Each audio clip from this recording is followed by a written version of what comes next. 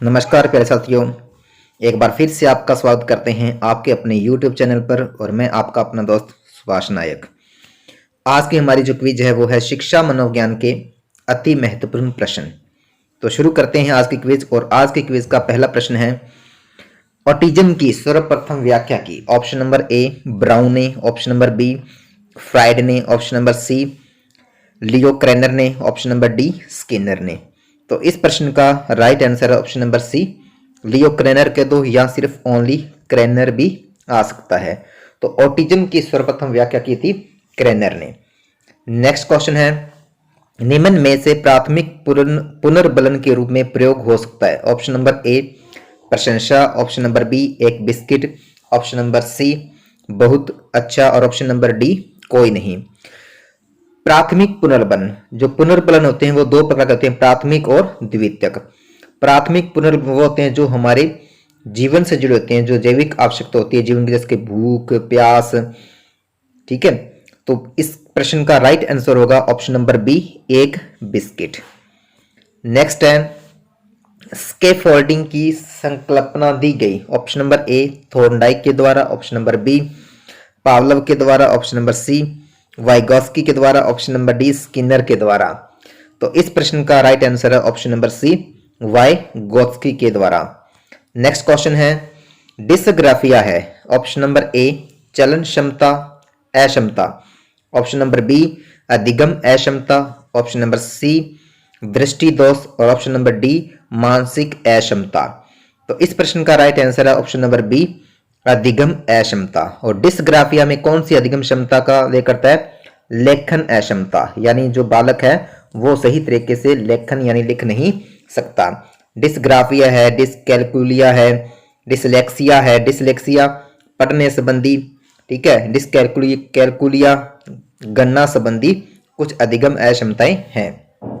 Next question है, पुनर्बलन की कौन सी अनुसूची सबसे ज्यादा प्रभावी होती है? ऑप्शन नंबर ए सतत पुनर्बलन, ऑप्शन नंबर बी चर अनुपात, ऑप्शन नंबर सी स्थिर अंतराल, ऑप्शन नंबर डी स्थिर अनुपात।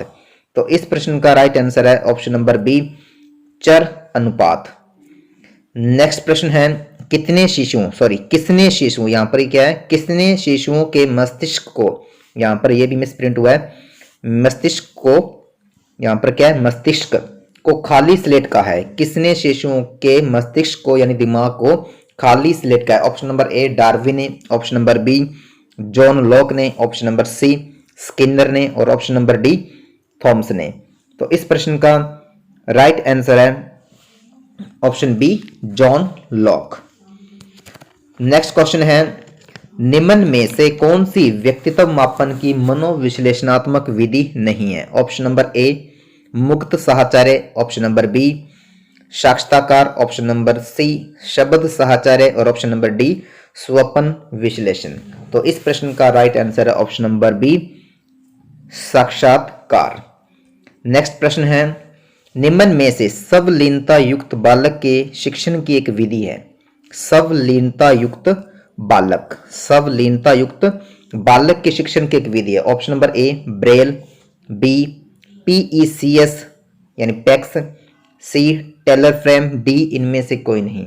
तो इस प्रश्न का right answer option number B PECS. Next question है, बालिका के अपने पिता के प्रति आकर्षण का कारण है। ऑप्शन नंबर ए ओडिपस ग्रंथि, ऑप्शन नंबर बी नैतिक द्वंद्व, ऑप्शन नंबर सी इलेक्ट्रा ग्रंथि और ऑप्शन नंबर डी मौखिक ग्रंथि। तो इस प्रश्न का राइट आंसर है ऑप्शन नंबर सी इलेक्ट्रा ग्रंथि। इलेक्ट्रा ग्रंथि होने के कारण बालिकाएं यानी जो लड़कियां होती है वो अपने पिता के प्रति आकर्षित होती है, जबकि ओडिपस ग्रंथि के कारण जो बालक होते हैं वो अपनी माता के प्रति यानी अपनी मां के प्रति क्या होते हैं, ज्यादा आकर्षित होते हैं। नेक्स्ट प्रश्न है, निम्न में कौन सा निरीक्षणात्मक अधिगम का तत्व नहीं है? ऑप्शन नंबर ए ध्यान, ऑप्शन नंबर बी संग्रहण, ऑप्शन नंबर सी उत्पादन, ऑप्शन नंबर डी तैयारी। तो इस प्रश्न का राइट आंसर है ऑप्शन नंबर डी तैयारी।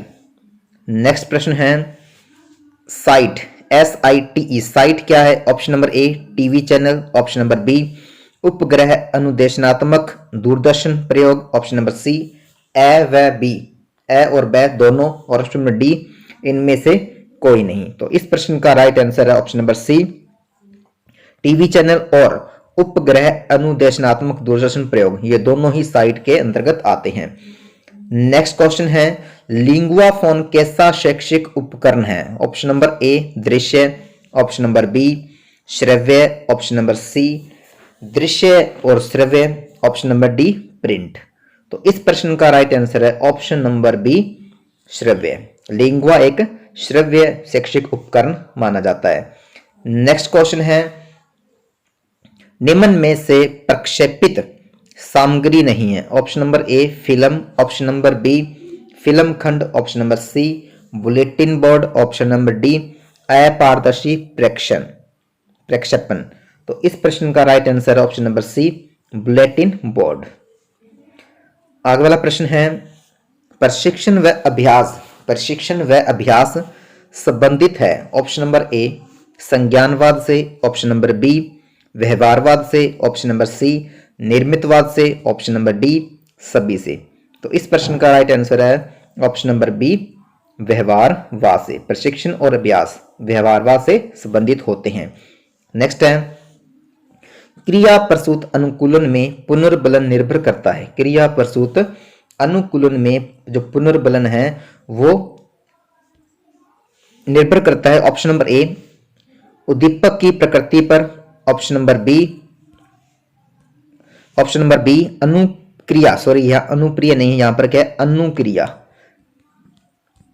अनुक्रिया ये मिस प्रिंट हुआ है, अनुक्रिया की प्रकृति पर, ऑप्शन नंबर सी एक व दोनों पर, और ऑप्शन नंबर डी इनमें से कोई नहीं।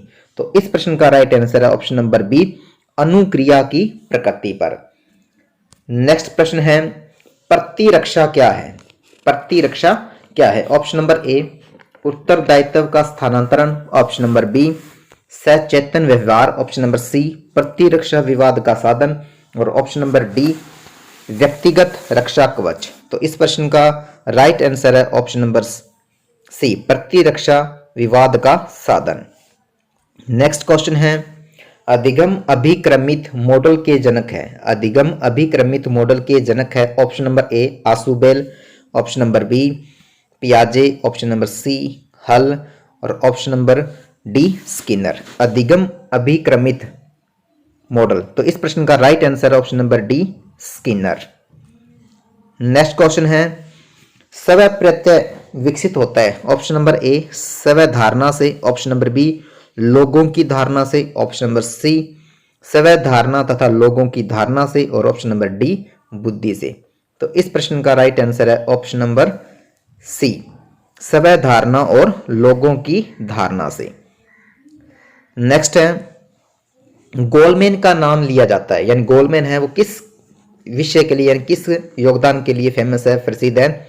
नंबर एक बुद्धि के सिद्धांत के लिए, बी आध्यात्मिक बुद्धि के लिए, सी संवैगिक बुद्धि के लिए, ऑप्शन नंबर डी सामाजिक बुद्धि के लिए। तो इस प्रश्न का राइट आंसर है ऑप्शन नंबर सी सांवेगिक बुद्धि के लिए। सांवेगिक बुद्धि को प्रचलित करने के लिए यानी करने के लिए गोलमैन जाने जाते हैं। नेक्स्ट क्वेश्चन है, सामाजिक एवं संवेगात्मक विकास साथ साथ चलते हैं, यह कथन है? Option number A crow and crow का, ऑप्शन नंबर बी स्किनर का, ऑप्शन नंबर सी पावलव का, और ऑप्शन नंबर डी फ्राइड का।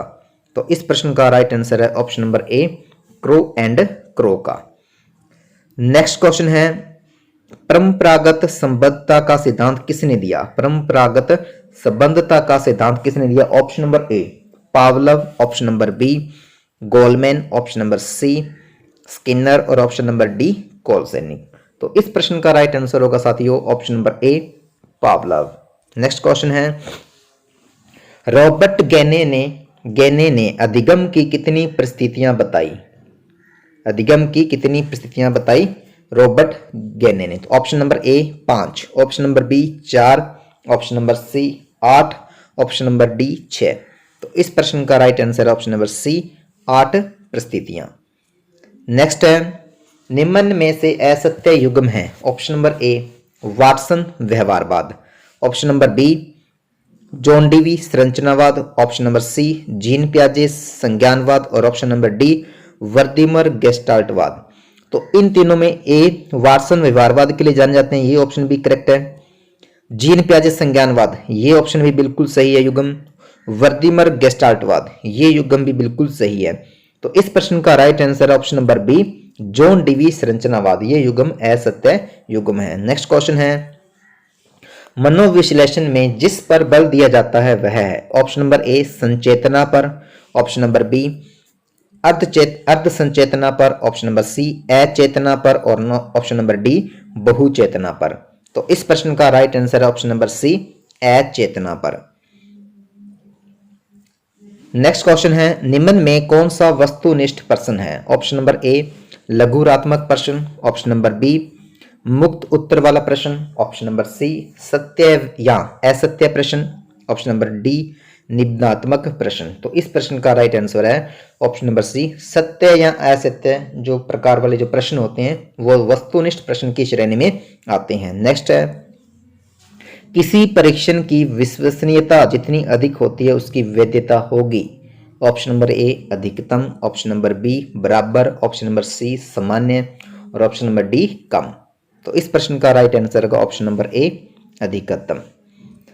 नेक्स्ट प्रश्न है और आज की क्विज का अंतिम प्रश्न बच्चों का मूल्यांकन होना चाहिए, ऑप्शन नंबर ए बोर्ड परीक्षाओं के द्वारा, ऑप्शन नंबर बी गृह परीक्षण द्वारा, ऑप्शन नंबर सी सतत एवं व्यापक मूल्यांकन के द्वारा और ऑप्शन नंबर डी लिखित एवं मौखिक परीक्षण के द्वारा। तो इस प्रश्न का राइट आंसर है ऑप्शन नंबर सी सतत व व्यापक मूल्यांकन के द्वारा। तो आज की क्विज यहीं पर समाप्त होती है।